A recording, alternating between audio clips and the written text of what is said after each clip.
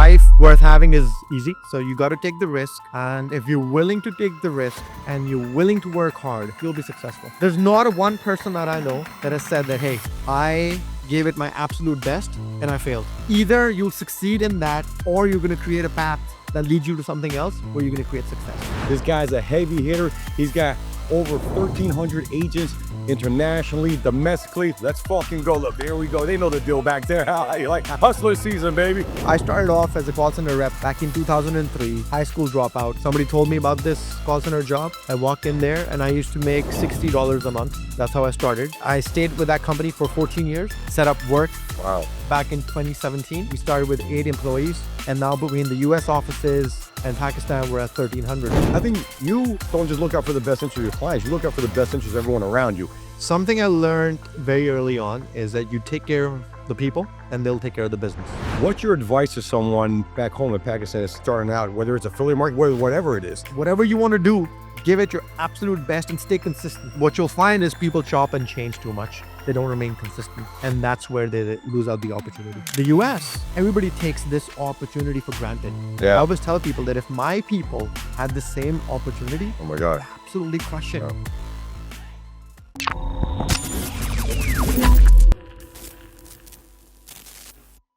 LFG show. We're ending lead gen world. This is the last day. This is the last guest on the show. This guy's a heavy hitter. He's got over 1,300 agents internationally, domestically. Let's fucking go. Look, there we go. They know the deal back there. Like hustler season, baby. Yo, it's hustler season. And we got Ali, man. He's at the top of the call center world, doing big things, different verticals, doing a lot of stuff in final expense and insurance right now. So, and I'll tell you one thing, Ali, we interviewed you last year. I think you were even the first interview I did. Yes, that was People loved it. They loved your story. So I don't even know where to begin, man. I mean, how's the show been for you so far? well. First of all, always great to see you. Always good to And see you this too. guy, you'll catch him in the.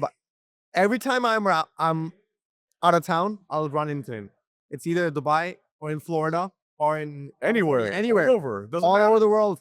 We're there.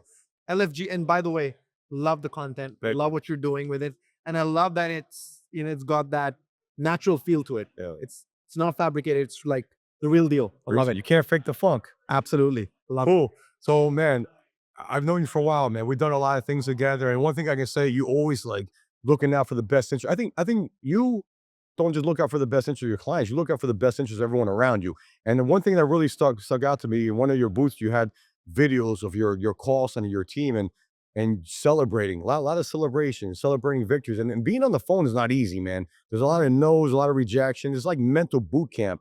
But I feel like you guys have a great culture, right? So maybe we start there. Let's start with the culture and then that whole ethos. Something I learned very early on is that you take care of the people and they'll take care of the business.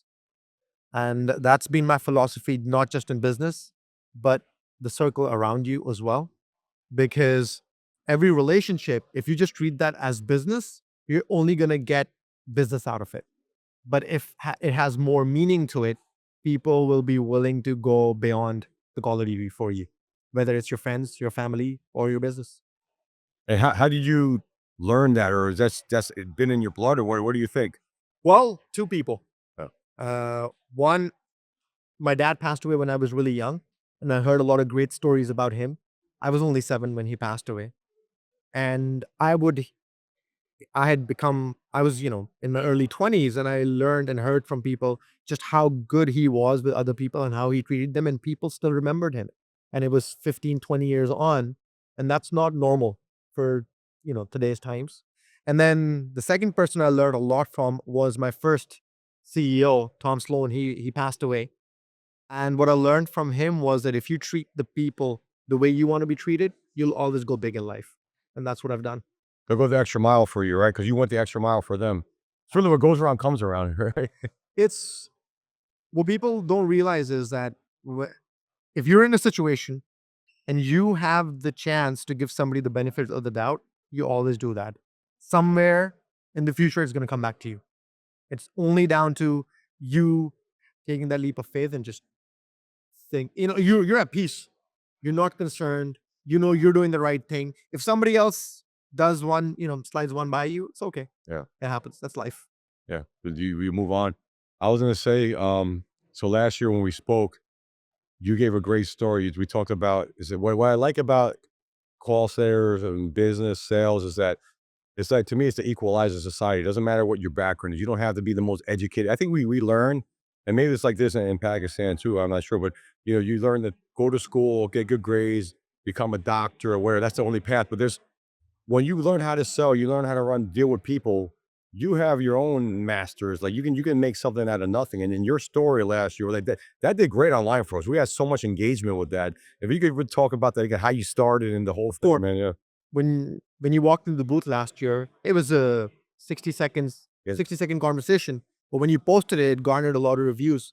And I think it did well because people can relate to it and people face that challenge every single day. And when they see somebody who's able to fight his way out of it and become successful, people, resonate with that. And so I started off as a call center rep back in 2003. I was 17 years old, high school dropout, no money to afford m- for my education, and also not being able to afford to put bread on the table for my family. And so somebody told me about this call center job. I walk in there and I used to make $60 a month. That's how I started. And from there, I stayed with that company for 14 years, set up work Wow. back in 2017, and very limited capital. When I set up work, we started with 8 employees. And now between the US offices and Pakistan, we're at 1,300. So it's a story of not giving up, of determination. But most importantly, during this whole journey, I've only had one major focus, which is always do good by people and you'll be taken care of, right? You do your best and Allah will do the rest. Yeah. And I think when I first met you, you guys were doing a lot of home services, you do solar, all that stuff, and you pivot. You're doing a lot more insurance verticals, Mhm. right? But what do you think is the key? Because the lead generation game is it's so volatile, right? It's like freaking the stock markets, like very like a small cap stock. You have something, man, solar was huge, right? Boom. I think when we first met, that's when things were really, really heating up. So what's especially when you have that payroll, 1,300 lives, and that's just 1,300 people. You got their families, their kids. That 1,300 is really like 13,000. And then the local economies that the supports, right? So that must be very stressful, right? But how do you do that? Because the most I've had in the call center is 250, which to me was a lot, right? I can't imagine 1,300. So yeah, how do you manage those ebbs and flows? So when I set up work, I I had one big goal, which was that over the years, we're gonna become less and less client dependent, Mm, which means owning the end-to-end process, whether it be insurance or anything else that we were gonna do. mm. It ended up it ended up being final expense, and we set up our own agencies, and we brought 90% of the business in-house. So when you're working for clients, one of the challenges that you run into is you're dependent on their demand. And when you have so many people and so many lives at stake, you can't run and operate like that. So over the years, we've transitioned from being a marketing company to being a fully licensed insurance IMO. And now our whole business is in-house. We're doing final expense sales using our own marketing, and then our own marketing is then garnered towards our other downlines for final expense. So the whole transition from being a marketing company that was reliant on customers to being fully independent has been the way and the journey that's actually allowed us to scale to the level that we're at. And you're more control your destiny. Right, Absolutely. is what it comes down to, and I think a lot of you see that happen in ACA, a lot of guys are great marketers, they had the supply, they created their own agencies in ACA, right? I heard of one other guy was trying to final expense, I don't know if it worked out for him, but yeah, final expense is great. Yeah, talk more about that vertical, yeah. So final expense is actually not the easiest vertical to be in because there's a lot of attrition. But if you do it the right way, you write good business and you've got a great customer service retention operation, it's good. At the end of the day, it's a struggling economy. And more people are afraid that they will not be able to cover the burial. So it's costing on average $15,000 out of pocket. Yeah.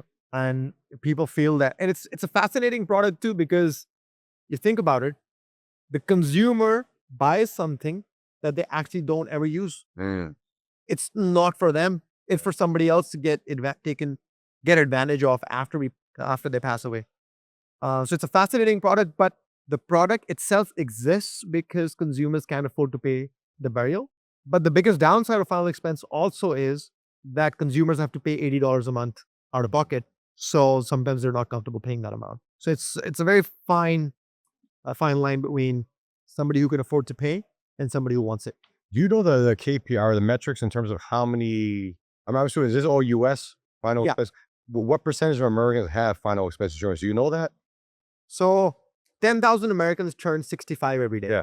Right? So the boomers, and that keeps on adding to the population. Our target market is between 50 to 80.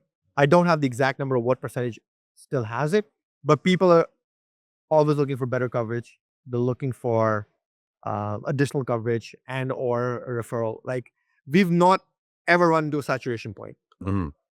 Is anyone doing? I don't think I heard about final expense heating up probably August. We threw an event in Colombia called Colombia Con, and that was a lot of people seem to be transitioning from ACA to final expense at the time.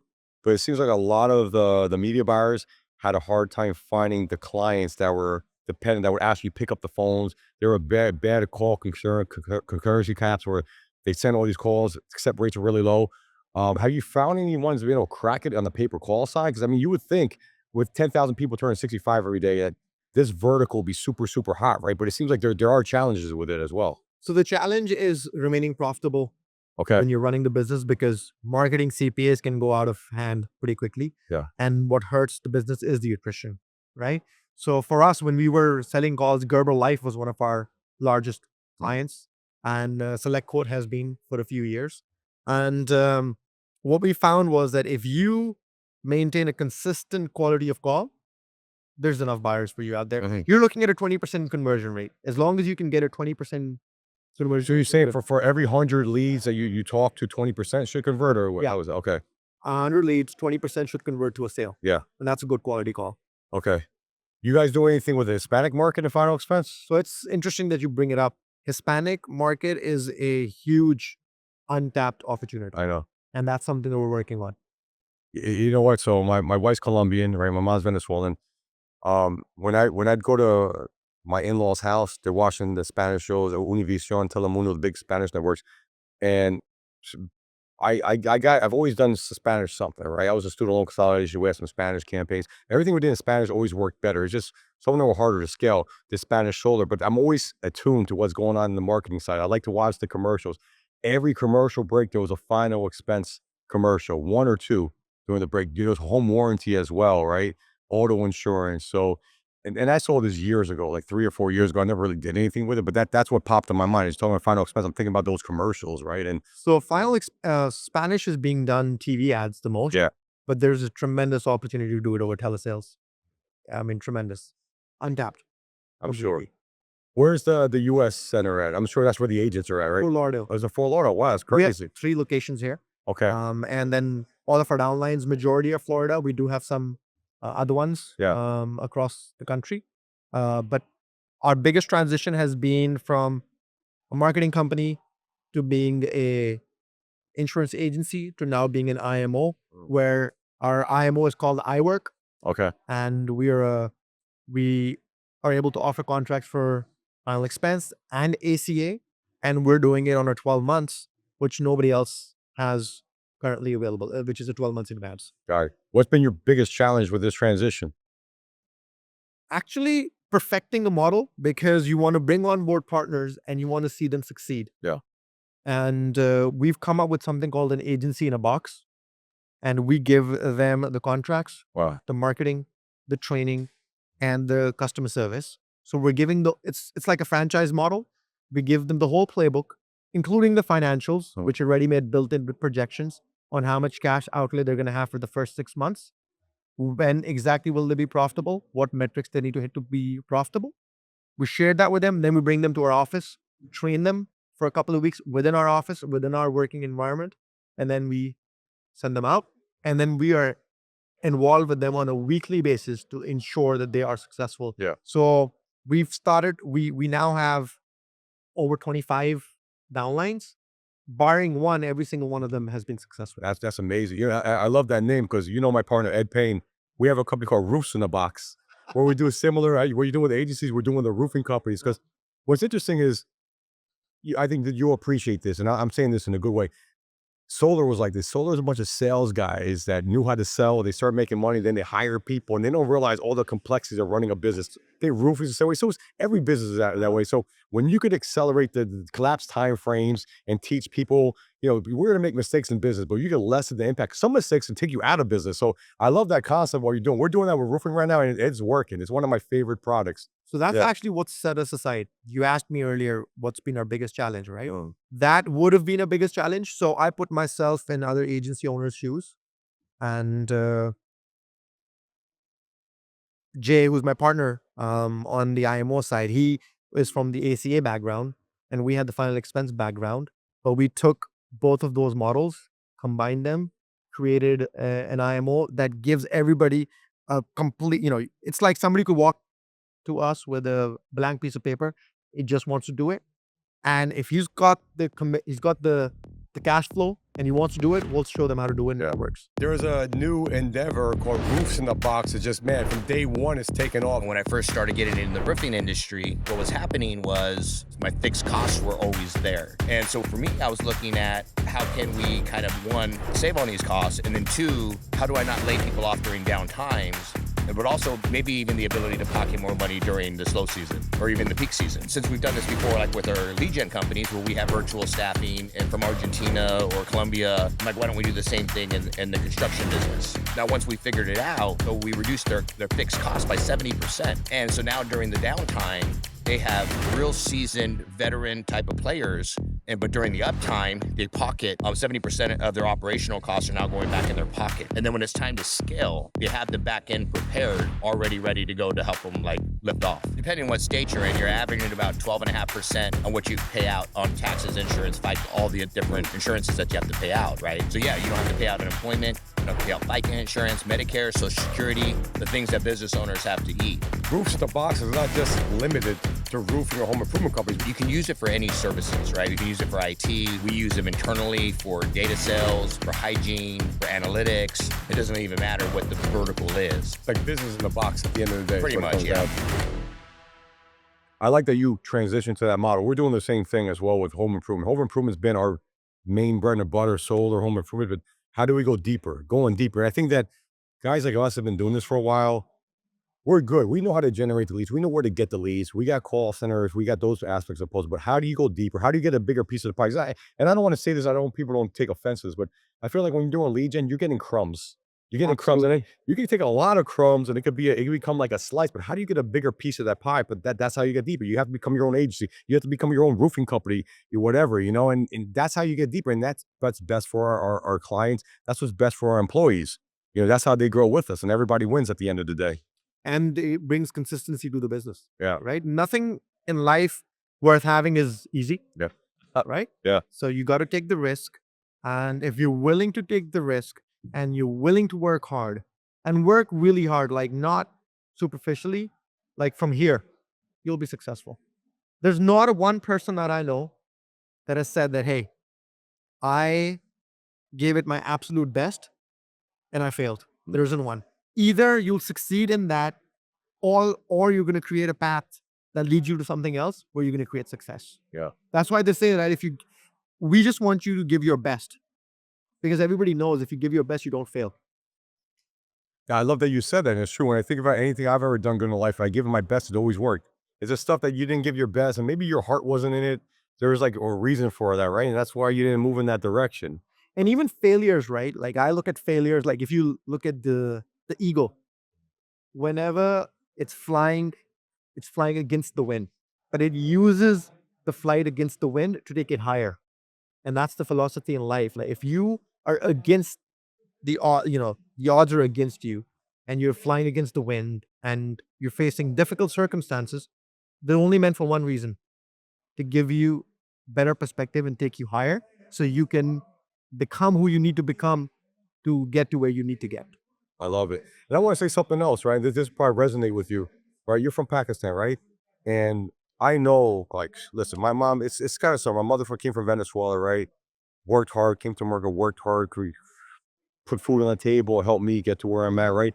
And I think people look at you as an inspiration there because obviously, it's a developing country. You have there that's growing like crazy. So, what's your advice to someone back home in Pakistan? They're trying to make it. Maybe they're trying to get from where they're at to over here. I mean, you've done it. What's your advice to someone like that that's starting out, whether it's affiliate market, whatever it is, but they have a desire to make it, but maybe they need a little bit of guidance. There's absolutely nothing that you can't do. You pick what you want to do, you believe in yourself, and you give it your absolute best. And it could be anything in the world. It could be anything in the world. And I say that because I have no education, right? Don't come from money, and born bred in Pakistan. And I sit and operate with you fine people now here, and we're doing it at a scale that it's fascinating for a lot of people. They're not able to even understand how we made that happen, and in the process, because and so those three things, and the other thing is always do it the right way.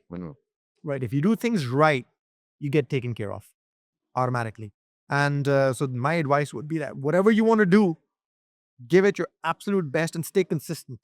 So it's taken us 8 years of working on final expense to get to where we're at. To become an IMO, it's taken us 8 years. And what you'll find is people chop and change too much.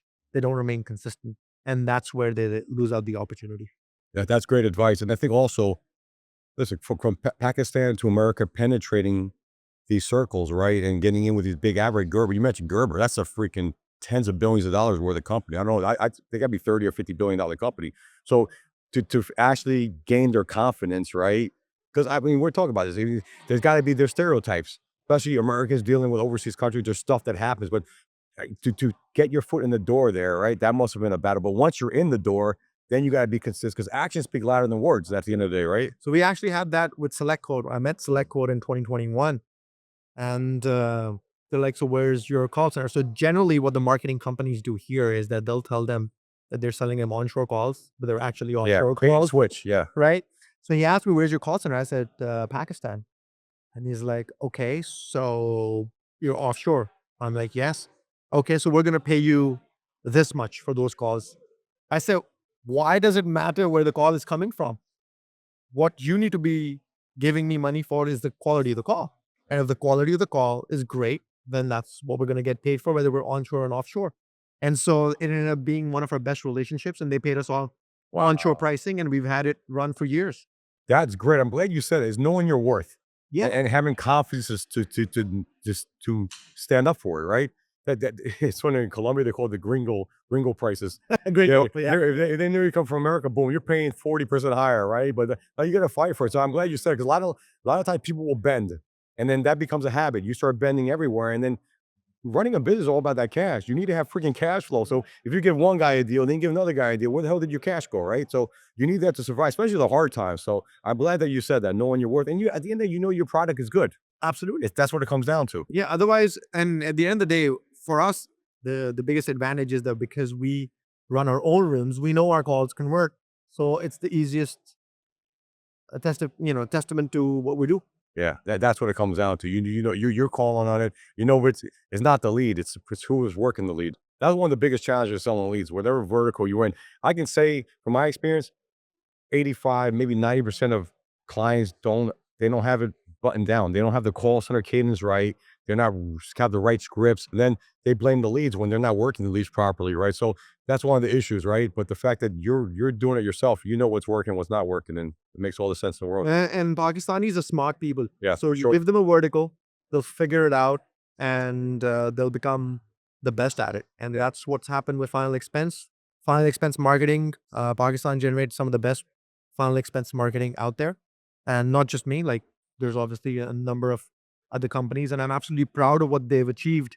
Because remember, the US, everybody takes this opportunity for granted. You're born with it. And, obviously, like you said, your mother worked hard and put bread on the table for you and brought you up the way she did. But here in the US, what I find is a lot of people take all of this for granted. I Yeah. always tell people that if my people had the same opportunity, Oh my God. absolutely crush it. Yeah. The hunger is there. They want to succeed. They're young people. They want to do well. And sure, like in every business and in every society, there's good people and bad people, but the good far outweighs the bad. Yeah. And you find out fast. And I could tell we started working together. You guys were different. You honored your word. You say, hey, this is what's gonna happen. It happened. There was no BS, right? And that's why the reputation, this whole business reputation. Absolutely. Only 1,500 people are at this event. And they weed out the advertisers to make sure this is really an advertiser. So I was talking to Mike Fareed before this, who runs Contact.io and Lead Gen World. And it's a small niche is what it comes down to. And especially now with social media. Yeah. I mean, the word will go out quicker than ever if it's freaking a bad product, but you've got a great reputation. You always did the right thing by us, man. And I'm excited, man. We're gonna do some final expense stuff together. Absolutely. We're gonna Absolutely. And the playbook, like I was sharing earlier, for final expense agencies or AC agencies or U65 agencies that are looking to move into final expense, it's a cash cow. Yep. It's a cash cow. You do it right, you're going to make good money. It doesn't need a lot of startup capital. You're looking, and if you're starting off a How much 10, dollar capital? Yeah, would you need? if you start off with a 10 to 15 man room, you're looking at 100K. And that's it. By month 3, you're breaking even and they're on the journey. Wow. Yeah. I would have thought 6 months, maybe 9 months. That's not bad. Third month. So the model that we have built Yeah. ensures that you're successful monthly. We're super involved. We're basically replicating everything that we do Yep. in your office. I love it.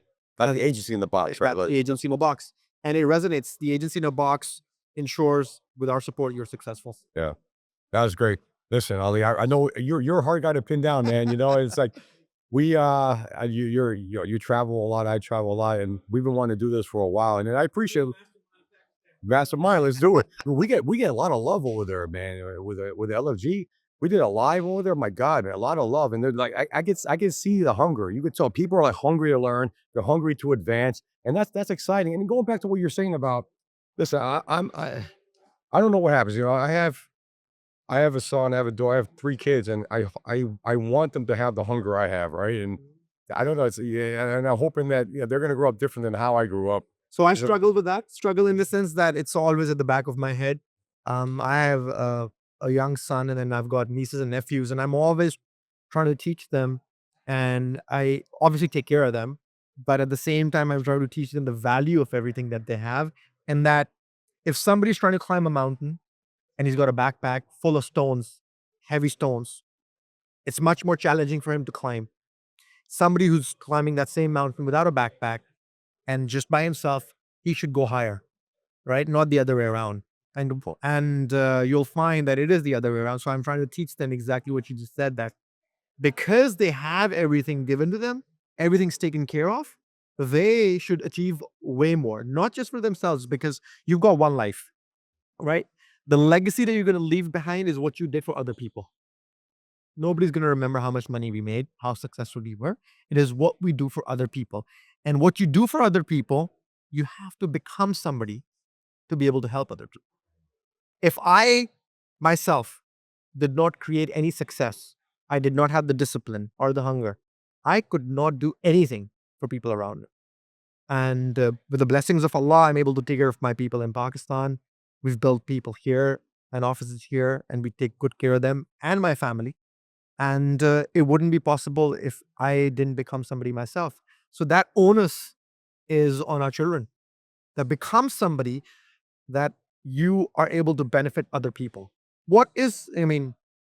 Our existence is insignificant if we can't add value to other people's lives. That's great what you said. I mean, that hit me in the heart, and that's one of the beautiful things of being a business owner, entrepreneur. That the impact you could leave, and the impact they give to you. You see someone grow, you see them excel in life, and like, man, you had an impact on that, and they help you grow. You want to keep doing it.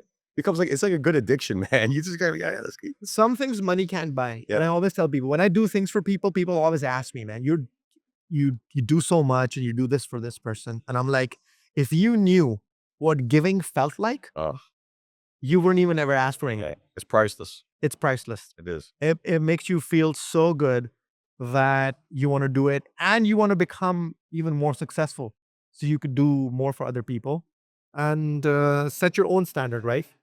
You want to compete with yourself and you want to become better. I mean, look, time's going to run out. Our most valuable resource is time. And if we become somebody during that period, if we're able to contribute to lives and change them, then we've done what we were sent here for. Powerful words, beautiful. The last thing I'll leave off with is tied to this. You are what I admire about you, and I know how hard it is having a family, having kids, trying to keep your family happy, balancing work and family. You posted a lot of social media. You guys have some wonderful memories, right? You're working hard, but you're also enjoying the time with the family, man. And that there's a lot to be said to that. So hats off to you because I know how challenging it is. It's hard. If you remember The Godfather, Yeah. Don Corleone, he goes like, a man who doesn't spend time with his family isn't a real man, right? And that's super important because the reason you make money is to have the independence to be able to spend your time. People have it rewired, like they have it wired the wrong way. What people generally believe is that if you're making money and you have to make more money, you have to be even more focused on what you're doing. You do that, but at the same time, you're actually making money so you can have the independence to spend time with your family. So I was just in Dubai with all my nieces and nephews and my son, my family, my wife, my mother. And we spent like 3 weeks there and we had a blast. And my whole family is like, dude, you guys were just there in the summer. I was like, dude, the kids are going to grow up, right? And they're going to go their own way. And this is something that I want them to have that they can cherish for the rest of their life. Those memories that they're going to create, irreplaceable. Because you're never going to be that age again, right? So for you to be able to enjoy life, you need to have 3 things that always sync up. Number 1, you need to have good health, right? Number 2, you need to have the money, right? And number 3, you need to have the time. Not always all 3 of them are going to sync up. So when you do get all 3 synced up, take advantage of it.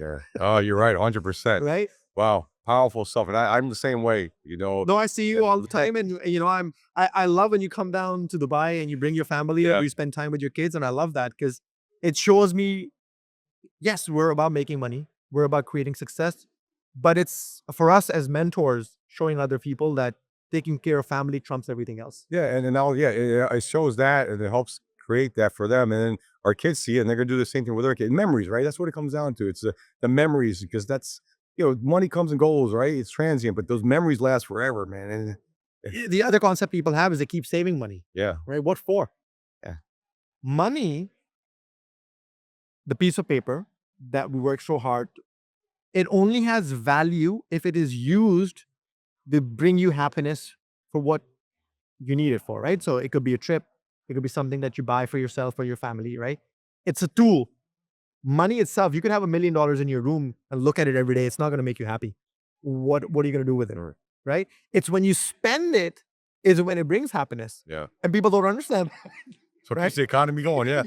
You spend the money, that brings you happiness and brings happiness to people around you. So it's, even my family, right? Like my siblings and, my extended family, they're always like, you're always taking so many trips. Ali, when are you going to be home? And I'm like, dude, I could have all the money in the world in the future. And if I can't enjoy that with my family, Yeah, exactly. right? If I am too old or they're caught up in their life, what good is it? The time to have fun is now. Yeah. Yeah. And still, work hard. Like you work hard. And I mean, think about it, right? The biggest advantage you and me have and other entrepreneurs really have now is that they can build large teams, they can delegate, and they can travel. Correct. And you could not do that 20 years ago. Oh, So the internet has given us this ability, great communication, and that we should take advantage of it. 100%. Well, Lo, that was a great way to end this. Ali, really pleasure having you on the show. How can people find out more about Agency in the Box and all this stuff? 'Cause I think that's a very valuable product. So agencyinthebox.com or what? So Agency in a Box, and actually we're actually in the process of creating a website that saves Agency in a Box. Okay. Yeah, we're having a hard time getting it. Yeah, I do. It's like LFG. I can't get the .com. I can't find who owns it. I got the .net. It's not easy, man. It is not easy. Yeah. It is not easy. But for now, they can reach us at www.wforwork.com. And then I'll drop my contact information Good. in there. We won't put a link for that as well. Yeah, absolutely. So the people in Pakistan, how do we say no money, no honey? Like, teach me. Well, LFG resonates in the US and Pakistan. It's no money, no honey. Paisa hai, to sab kuch hai. Man, what if I Must say go paisa. Pesa? Let's go, Pesa. And then, we go with Pakistan Zindabad. Pakistan, no but. Pakistan Zindabad. That's it. You gotta be Pakistan Zimbadat. Almost. I got it. Appreciate it, man. Get ready to level your shit up with the LFG show. We travel the globe to bring you heavy hitters from all walks of life. We've been talking some serious business, from the best digital marketers, government contracting experts, to top athletic and celebrity doctors. We've got it all covered. We're talking to guys with cash in for billions with a B. And the best thing is, we're just getting started. So hold on tight. We're about to crank it up a notch. Get ready for next level networking and masterminds within the LFG community. Scared money don't make no money or honey. Hit the subscribe button, drop a like, leave a comment, and let's fucking go.